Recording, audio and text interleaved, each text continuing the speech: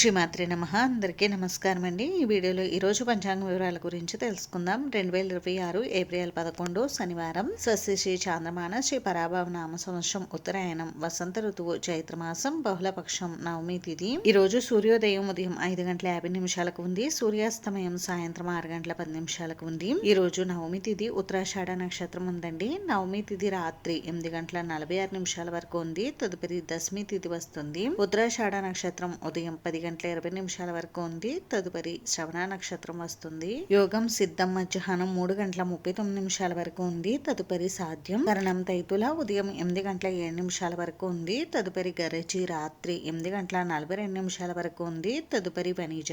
బ్రహ్మ ముహూర్తం తెల్లవారుజామున 4:29 నుండి 5:15 వరకు ఉంది. అభిజిత్ ముహూర్తం ఉదయం 11:52 నుండి 12:41 వరకు ఉంది. అమృతకాలం రాత్రి 12:46 నుండి 2:28 వరకు ఉంది. శుభ సమయం ఉదయం 10:30 నుండి 1 వరకు ఉంది. వర్జ మధ్యాహ్నం 2:36 నుండి 4:18 వరకు ఉంది. దుర్ముహూర్తం ఉదయం 5:52 నుండి 7:31 వరకు ఉంది. రాహుకాలం ఉదయం 9 నుండి 10:30 వరకు.